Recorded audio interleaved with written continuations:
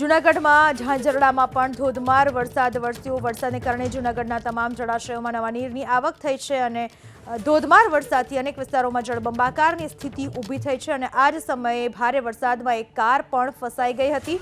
જૂનાગઢમાં ધોધમાર વરસાદ વરસ્યો। દ્રશ્યોમાં જોઈ શકાય છે ભારે વરસાદના કારણે રોડ રસ્તાઓ પણ ખૂબ જ જર્જરિત અને તૂટી ગયા, એમાં કાર ફસાઈ હોય તેવા દ્રશ્યો પણ સામે આવ્યા। જૂનાગઢના વોર્ડ નંબર 5 ના દ્રશ્યો છે। વોર્ડ નંબર 5 માં જે એકલવ્ય શાળા આવેલી છે તેની પાછળના ભાગમાં આ પ્રકારના દ્રશ્યો અહીં સર્જાયા છે।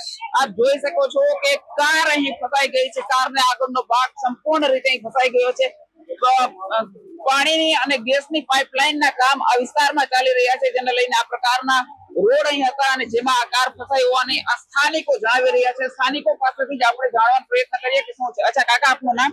ભરતભાઈ। ભરતભાઈ, શું બન્યું હતું? આ ચાલુ ગાડીમાં ગાડી હેઠે બેહી ગઈ, ઓલા નથી કોઈને રજૂઆત કરી તમે? કોઈને નથી કરી। રજૂઆત તો કરી ને, સીધો ડાયરેક્ટ મેં ભારતીબેન ને ફોન કર્યો, પછી લાલાભાઈ ને કર્યો, પછી આપણે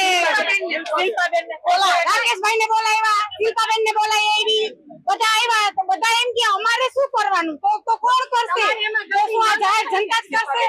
તો શિલ્પાબેન અને શિલ્પાબેન એક માણસ આવ્યા હતા, ઈ માણસ ગેર શબ્દ બોલી ગયા અને લેડીઝો ઉપર હાથ ઉપાડતા હતા। શું એમની લેંગવેજ બોલતા હતા ખરાબ નથી?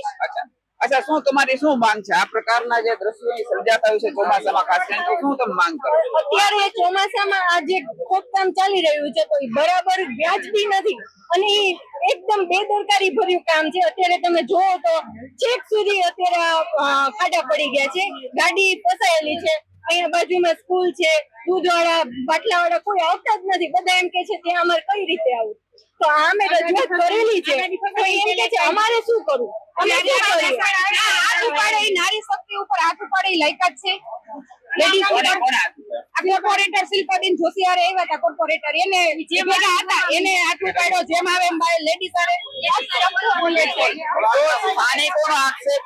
સ્થાનિકોનો આક્ષેપ છે કે જે નગર સેવક અહીંના હતા એમને બોલાવવામાં આવ્યા તો તેમની હારેના લોકોએ અહીંના સ્થાનિકો હારે ખરાબ વ્યવહાર કર્યો, હાથાપાઈ કરવાની પણ કોશિશ કરી, તેઓ સ્થાનિકો અહીં જણાવી રહ્યા છે। પ્રતિક પંડ્યા, જૂનાગઢ, એબીપી ન્યૂઝ।